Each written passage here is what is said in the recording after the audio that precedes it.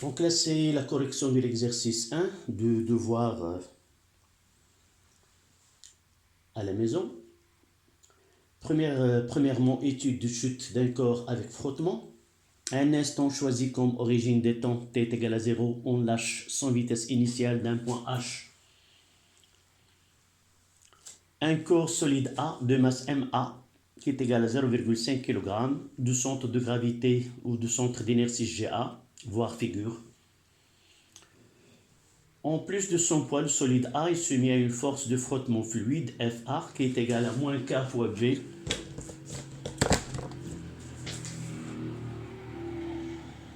où K est une constante positive. Où V c'est le vecteur vitesse de centre d'inertie de corps solide A. Donc premièrement, montrer que l'équation différentielle du mouvement vérifiée par la composante VAY à l'instant t selon l'axe OY de vecteur vitesse VA s'écrit. Donc la première des choses, c'est d'établir cette équation différentielle d de VAY sur dt plus VAY sur taux plus G est égal à 0. Donc le système étudié, c'est le corps solide. Le système étudié,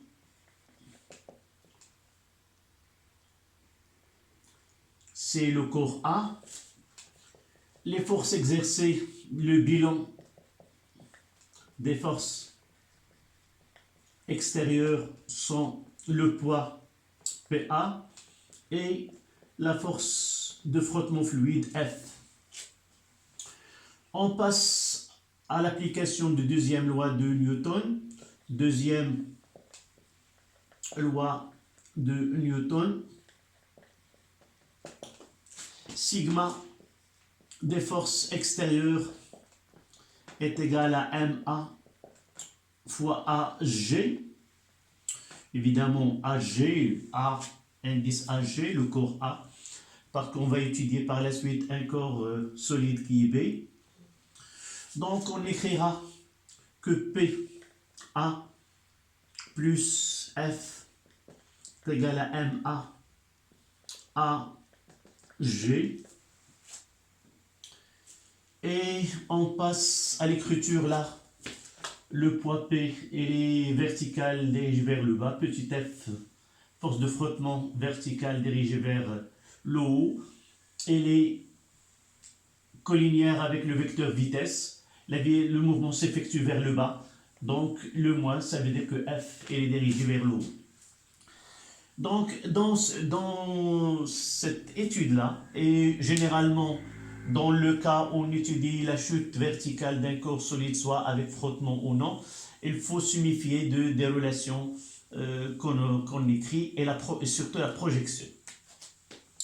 Donc là, on va écrire c'est PA moins K fois VA est égal à MA fois D de VA sur DT. Là, ce sont des grandeurs vecteurs. La projection, dans l'équation, ils nous ont donné des valeurs algébriques. D'accord? Et pour cela, il suffit de faire la projection comme elles sont. Mais pour P, elle est verticale vers le bas, c'est moins M fois G, MA fois G. Mais là, je mettrai moins K VA Y à l'instant T, qui est égal, c'est la projection de vecteur vitesse sur l'axe des Y. Et vous voyez, pour nous, ce n'est pas en contradiction avec ce que nous voyons. Là, F elle est verticale vers le haut, donc sa projection sur l'axe elle est positive. Mais si nous voyons là ce moins, mais la vitesse, le vecteur vitesse elle est vers le bas. Sa projection sur l'axe des Y il est négative et par la suite il n'y a pas de contradiction dans la projection. Mais sauf dans ce cas-là, il vaut mieux décrire que F est égal à moins K fois VA. Et si l'équation, il y a uniquement des valeurs algébriques, il vaut mieux de garder le moins avec K et la projection de VA, VAY ou Z selon l'axe ou X selon l'axe sur lequel on fait cette étude-là. Et de l'autre côté, de la même chose, MA fois D de VAY à un instant T sur DT. Si nous ne procédons pas ainsi, nous ne pouvons pas arriver à cette équation-là. Donc, je divise par MA et je vais ordonner cette équation de telle façon qu'elle soit semblable à celle-là. Il me reste uniquement à identifier ce taux. Donc, si je divise par et je fais passer tous les membres de l'autre côté, j'aurai D de VAY à l'instant T sur DT plus K sur MA fois VAY plus G est égal à 0. Voilà l'équation que j'ai obtenue à partir de l'application de loi, deuxième loi de Newton. Je vais écrire juste D de VAY sur DT plus 1 sur taux VAY plus G est égal à 0. Et de là, je vais tirer, en comparant les deux expressions qui sont identiques, que 1 sur taux qui est égal à K sur MA. Et par la suite, taux, c'est l'inverse, c'est MA sur K. Voilà l'expression de taux et voilà l'établissement de cette équation différentielle qui est la même à condition que taux soit MA sur A. Ça, c'était la question taux représente le temps caractéristique de mouvement. On passe à la question 1,2. La courbe de la figure 2 représente l'évolution de VAY en fonction du temps. Je vais la reproduire ici. Donc, nous avons là, c'est VAY en mètres secondes moins 1. Là, moins 0,5. Et là, c'est moins 1. Et TS, T en secondes, nous donne 0,2, 0,4 secondes. Et là, voilà la courbe. Sans oublier que là, il y a I. Et là, c'est J. Donc, ce 3, hein, déterminons en utilisant la méthode de l'air la vitesse VI à un instant T1, TI, sachant que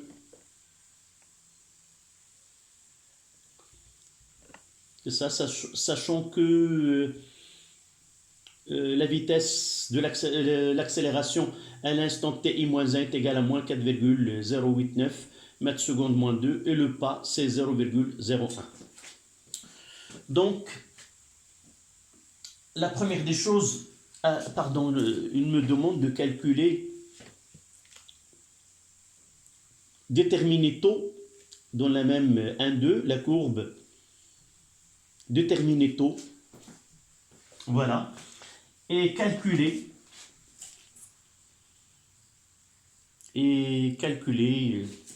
donc la première question c'était d'établir l'équation différentielle 1, 2, la courbe des figures représente, c'est ça, déterminer taux. Généralement taux, comme nous l'avons l'habitude de calculer, on peut calculer par la tangente à l'instant t est égal à 0, mais dans ce cas là, s'il ne donne pas la tangente pour la déterminer, il vaut mieux de ne pas la tracer et déterminer avec cette méthode. Nous revenons à cette équation-là et nous essayons de déterminer la valeur de taux. En régime permanent là, lorsque V est égal à V limite, c'est la question 1,2. 1,2. Calcul, détermination de taux, puis calculer K. Détermination,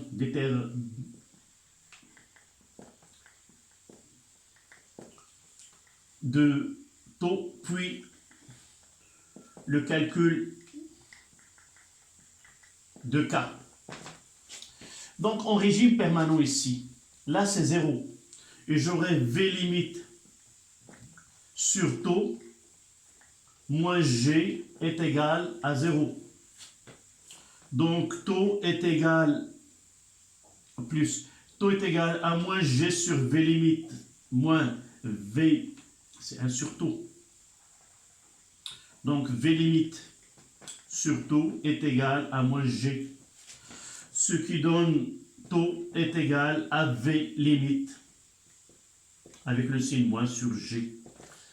V limite là, c'est le C moins 1 dans les données où on a pris moins avec le moins, ça donne plus sur 10 et ça donne 0,1 seconde.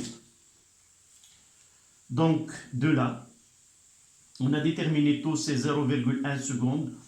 Évidemment, si on arrive à tracer d'une façon correcte, nous trouvons là, c'est 0,1.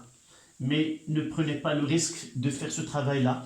Si la tangente n'est pas donnée, essayez de déterminer ce taux à partir de l'équation différentielle. Évidemment, nous avons la vitesse limite, nous avons l'accélération à l'instant t est égal à 0. D'accord? Donc, ce qui reste, c'est K. De là, K est égal à MA sur taux, qui est égal à 0,5 sur 0,1, qui est égal à 5.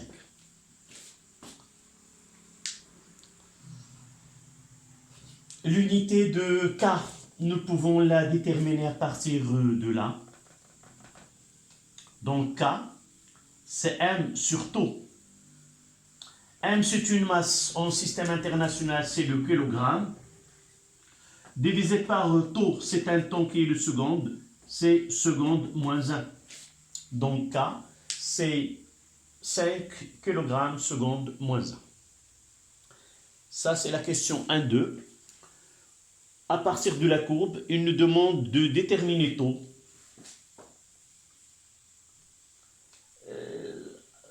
En utilisant cette équation et la courbe. À partir de la courbe, qu'est-ce qu'il nous a donné? Il nous a donné uniquement la vitesse limite. Là, cette asymptote nous détermine V limite, qui est égal dans ce cas-là à moins 1 mètre seconde moins 1. De la courbe, on détermine la vitesse limite. De l'équation différentielle, on détermine l'expression de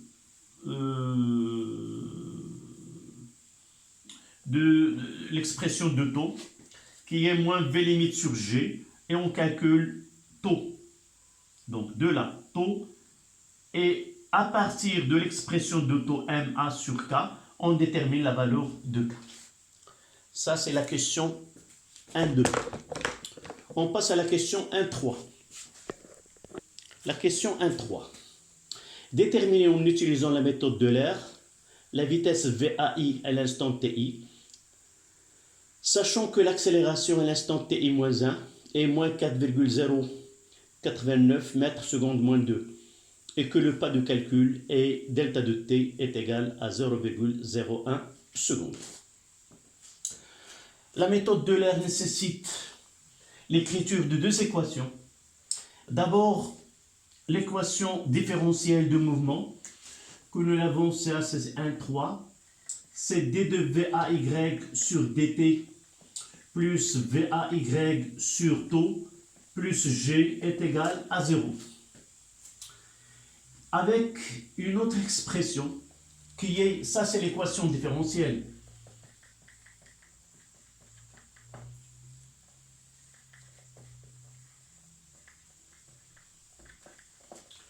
Et nous devons utiliser la méthode d'encadrement.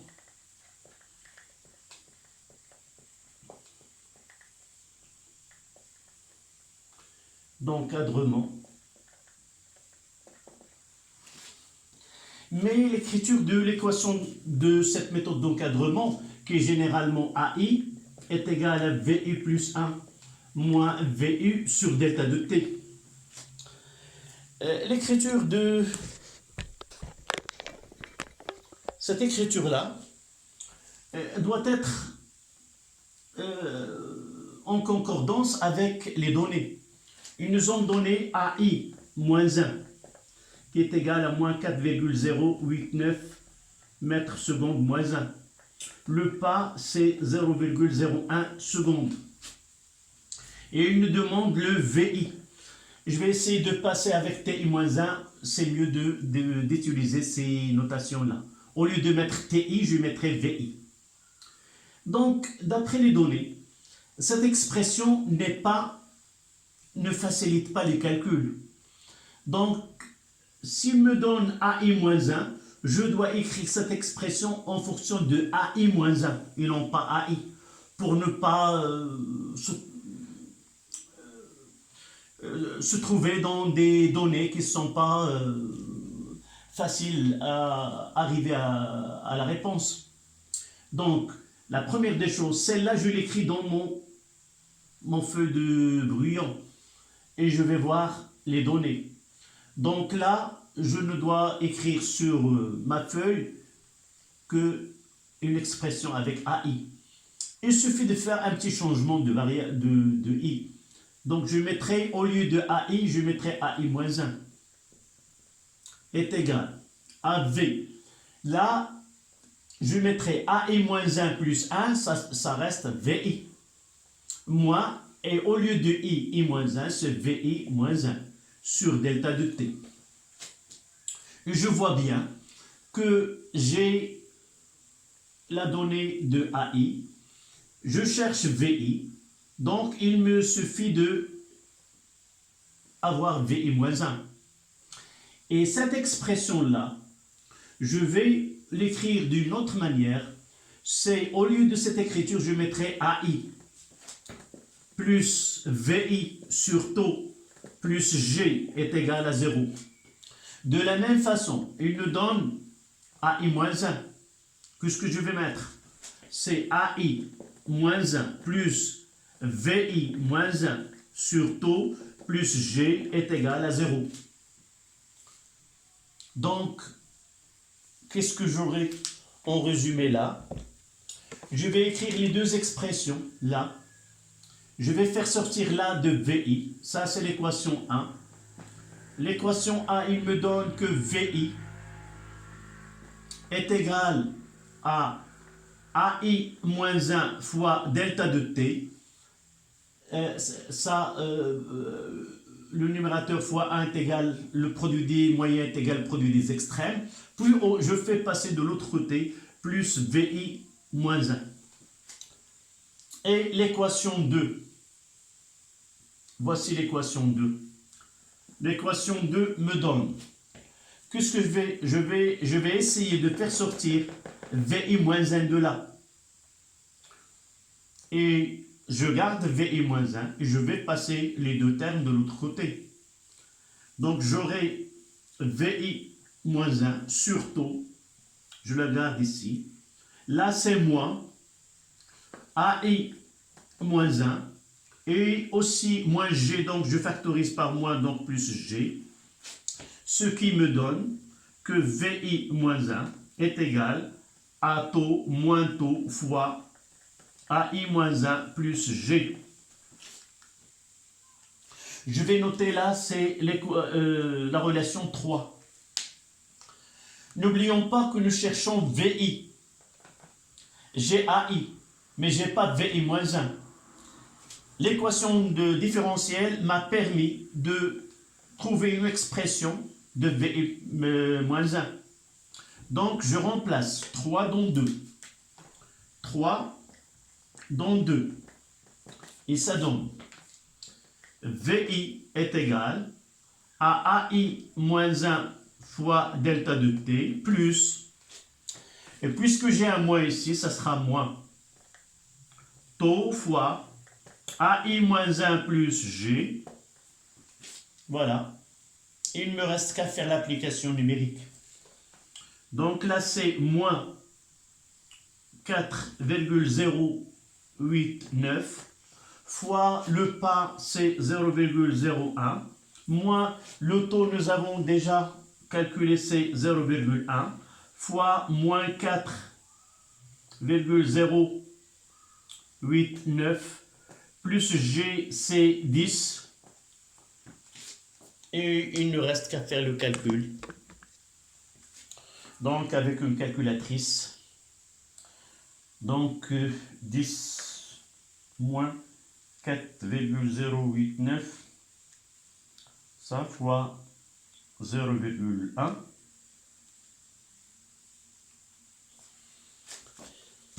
Là, ça donne moins 0,591. Voilà. L'autre, c'est 4,089 fois 0,01. Ça donne moins 0,04004. Après un 4, il y a un 0, puis un 8. Donc, je refais moins 0,5911.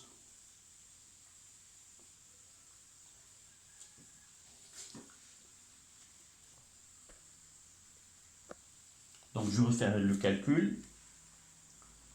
Taux, c'est 0,1. Donc, 10 moins 8. Et ça donne, avec une calculatrice, c'est moins 0,6319, c'est 2 mètres secondes moins 1. Voilà. La vitesse à l'instant TI, c'est moins 0,632. Ça, c'était la question 1.3. On passe à la deuxième partie, étude du mouvement d'un projectile dans le champ de pesanteur.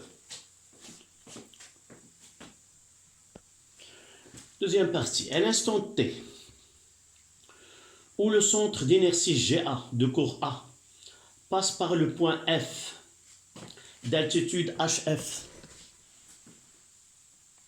ce point-là. Donc ce corps-là, elle prend son mouvement à partir de H, elle passe par le point F. À l'instant où il passe par le point F, à une hauteur de HF est égale à 18,5 mètres par rapport au sol, on lance un projectile B de masse MB. Là, le corps B de masse MB et de centre d'inertie GB d'un point P de coordonnées 0 pour X et HP pour Y, avec une vitesse initiale V0 faisant un angle alpha compris entre 0 et P sur 2, avec l'horizontale. On choisit cet instant comme nouvelle origine d'état, t est égal à 0 pour le mouvement de A et de B. Donc l'instant où B quitte le point P, là, c'est l'instant où l'origine pour le mouvement des deux corps. On néglige les frottements pour le projectile B et on donne HP est égal à 1,8 mètres et V0 c'est 20 mètres secondes moins 1. Première question, établir les équations horaires XB de T et YB de T du mouvement du corps solide B en fonction de alpha et de T. Donc là, c'est le corps B. Si on néglige l'action, il est semi. Donc là, c'est la deuxième partie. Mouvement parabolique.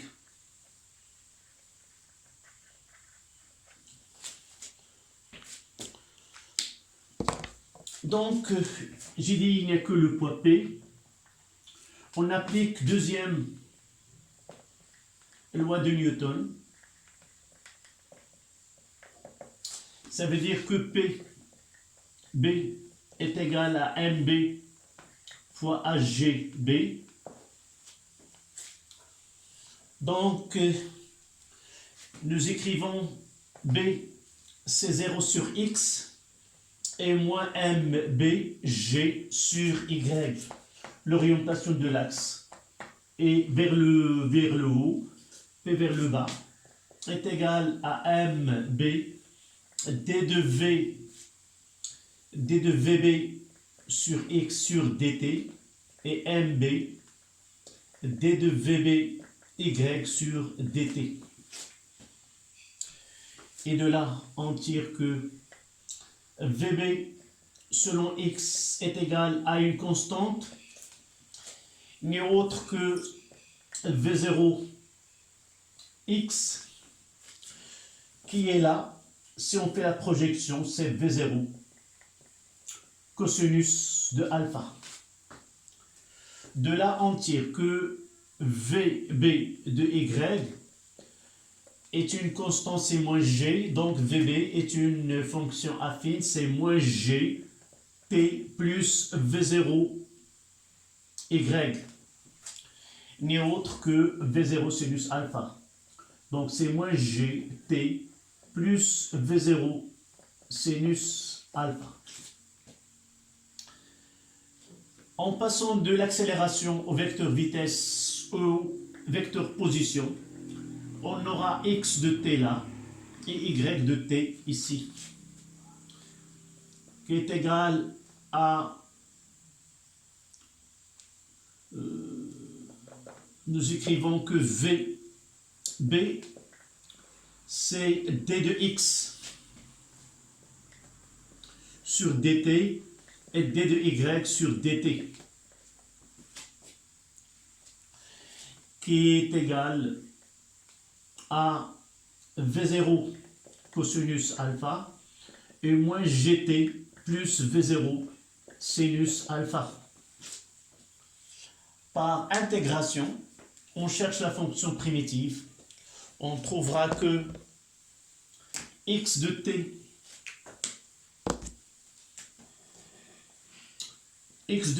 est égal, là c'est une constante, donc c'est une fonction affine, c'est V0 cosinus alpha fois t plus x0, et y de t, là c'est moins 1,5 gt carré plus v0 sinus alpha fois t plus y0. Y0, ce sont le point P. À l'instant t est égal à 0, on est là. Les coordonnées de P est égal à x0 qui est égal à 0 et à y0 est égal à hp. D'accord? Et par la suite, on va écrire x de t est égal, c'est v0 cosinus alpha fois t, et y de t est égal moins 1,5 g t carré plus v0 sinus alpha fois t plus hp. Voici les équations horaires du mouvement de centre d'inertie du corps solide B. C'était la question: établir les équations horaires du mouvement xb de t et yb de t en fonction uniquement de alpha et de t. Donc, nous devons, dans ce cas-là, remplacer V0 et G par leur valeur. Ils nous ont donné que V, c'est V0 est égal à 20 mètres secondes moins 1 et G est égal à 10 mètres secondes moins 2. Et par la suite, nous aurons x de t, là c'est 20 cosinus alpha fois t, et y de t est égal, c'est moins 5, là c'est 10 sur 2, c'est moins 5 t carré, plus 20 sinus de alpha fois t, plus HP, c'est 1,8. Là, c'est en mètres, et là, c'est en mètres. 20 cosinus de alpha fois t, et moins 5t carré, plus 20 sinus alpha fois t, plus 1,8. C'est les deux équations horaires de mouvement de centre d'inertie de corps solide B. 2.2. Exprimer les coordonnées du point S, sommet de la trajectoire de B, en fonction de alpha. Donc là c'est le point F, le point sommet de la trajectoire décrit par le centre de gravité de corps solide B. Donc, pour déterminer les coordonnées de ce point F, ils ont noté exprimé de point S. Donc, S et l'aura, c'est la question 1-2. Et là, XS et YS. Sans oublier, en ce point-là, le VS, le vecteur vitesse, et les tangents à la trajectoire. Ça veut dire que la direction de V, elle est parallèle à l'axe des X. Et par la suite, on aura ici V, SX, C, elle est toujours constante, la même vitesse sur l'axe des X. C'est V0 cosinus alpha, mais VSY est égal à 0. La projection, donc la projection de V, là, c'est VS. Donc il est perpendiculaire à l'axe des Y. Et par la suite, en utilisant cette relation-là, nous cherchons que TS est égal, VY est égal à 0 au point S, ça sera V0 sinus alpha sur G. Avec ce TS, on va le remplacer dans les deux équations horaires pour obtenir la valeur ou l'expression de XS et de YS. Donc là, je peux mettre ce TS, c'est 20 sur 10, ça reste 2 sinus alpha. Voilà TS. Je vais essayer de le remplacer dans ces deux équations. Donc X de S est égal, c'est 20 cosinus alpha fois 2 sinus alpha. Et ça donne 40 cosinus alpha fois sinus alpha. D'accord? Et je peux même l'écrire, ce 2 est égal à 20. 2 avec 2 cosinus alpha, sinus alpha, ça donne sinus de 2 alpha. Il vaut mieux de le garder comme ça, selon les calculs qui vont venir par la suite. Donc, YS, ça donne, c'est moins 5 fois 2 sinus alpha au carré, plus 20 fois sinus alpha, fois TS, qui est 2 sinus alpha, plus 1,8. Je vais essayer de reproduire ces expressions en haut.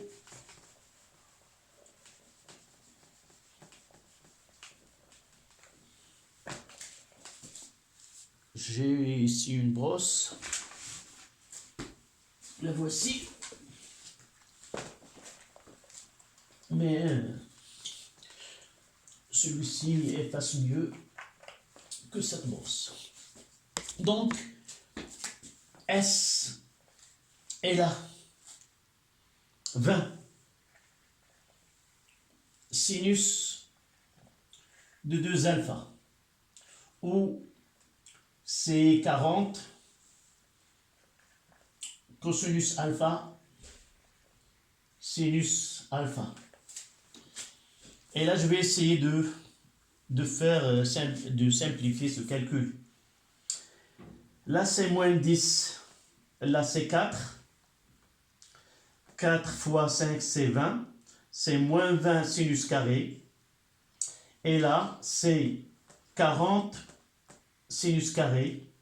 Ça reste que 20 sinus carré. 2 au carré, c'est 4. Fois 5, ça donne 20. Moins 20 sinus carré.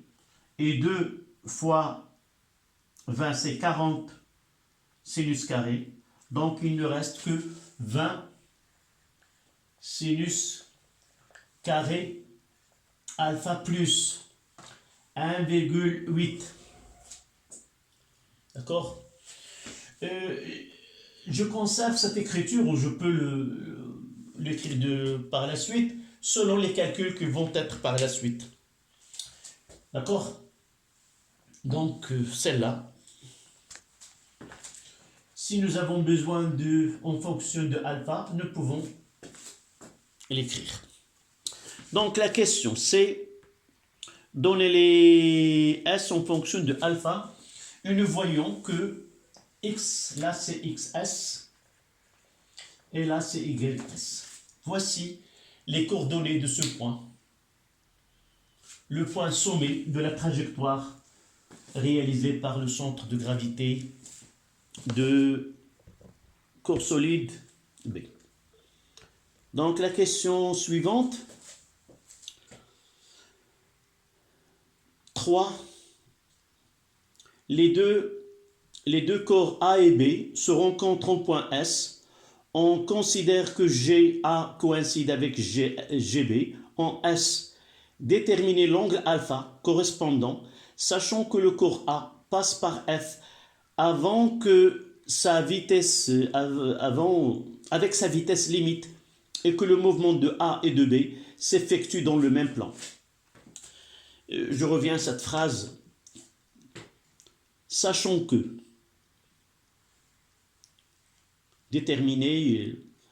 sachant que le corps A passe par F avec sa vitesse limite et que le mouvement de A et de B se font dans le même plan. Et le corps A commence le mouvement à partir de H. Et nous savons que, d'après l'étude que nous avons réalisée dans la première partie, que ce mouvement s'effectue en 2 étapes. La première étape, c'est un régime qui est transitoire, dans lequel l'accélération, le mouvement est variable, et à partir d'un instant donné, on passe d'un régime qui est transitoire à un régime qui est permanent. Ça veut dire que arrivons à F, et là, un mouvement qui est rectiligne uniforme. Si le mouvement, atteint sa vitesse limite, ça veut dire que le mouvement entre F et le sol, il sera un mouvement rectiligne uniforme. Donc là, c'est la question 3. 3. Dans cette phase,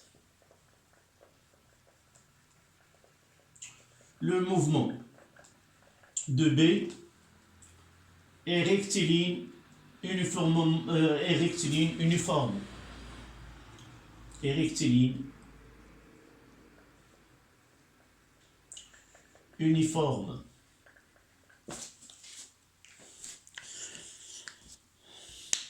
Ça veut dire quoi? Ça veut dire que l'équation horaire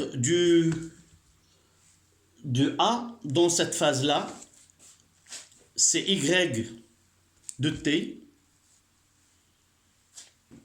Donc,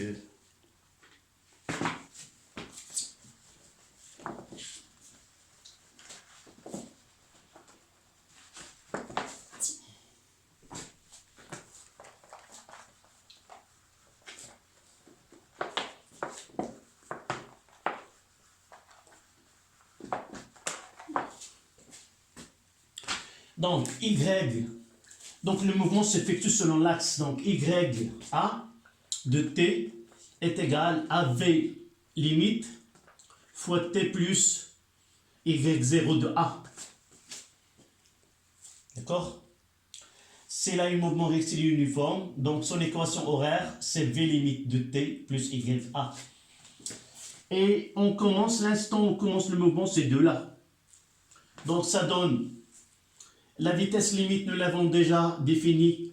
Limite est égale à moins 1 mètre seconde moins 1. Et à l'instant t est égal à 0, il se trouve là. Donc, Y0 de A est égal à HF.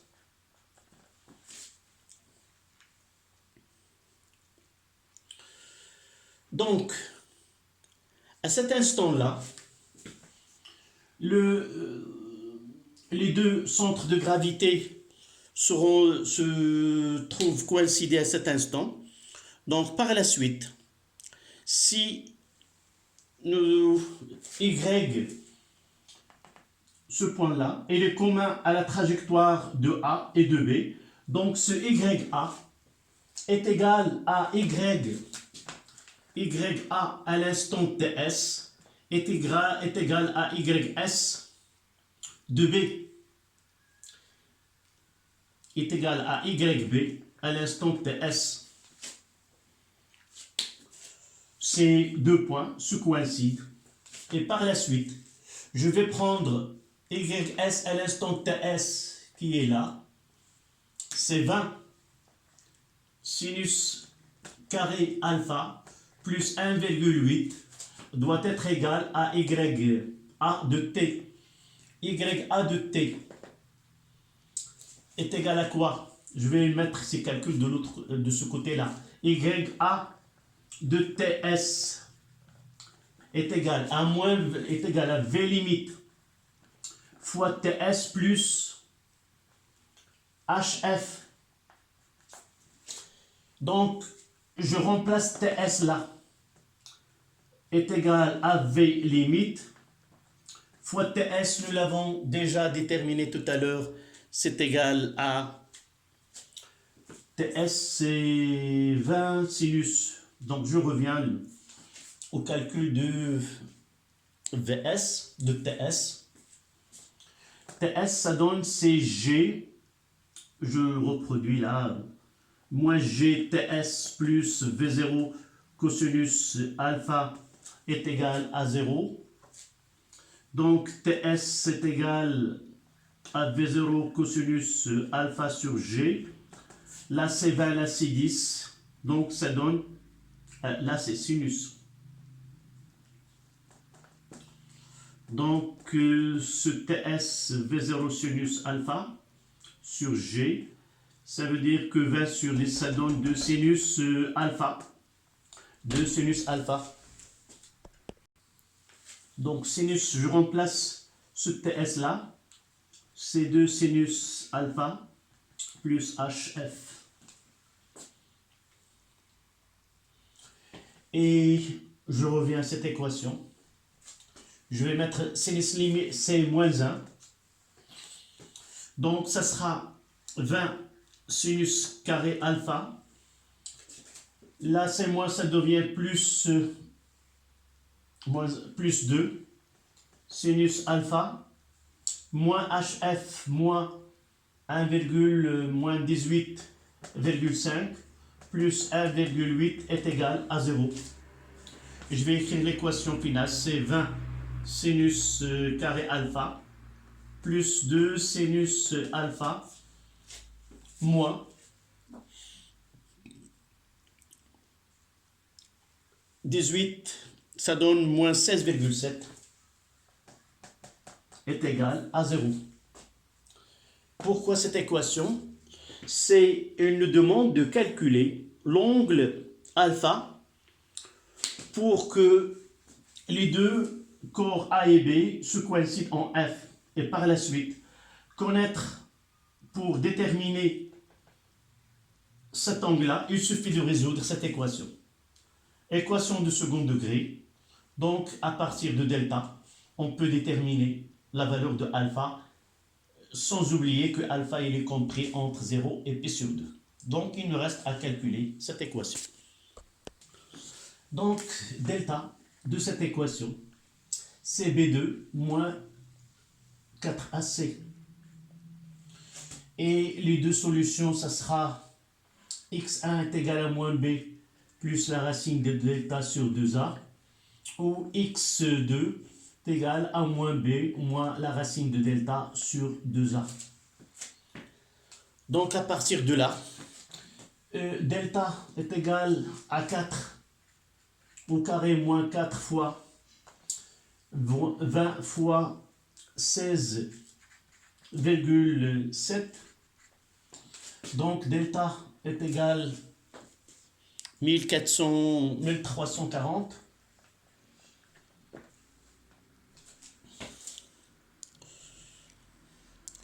Donc nous avons deux valeurs à partir de là. On remplace donc sinus alpha 1 est égal à moins b, c'est moins 2, plus la racine de 1340 sur 2a sur 40, et sinus la 1, sinus de alpha 2 est égal à moins 2, moins la racine carrée de 1340 sur 40.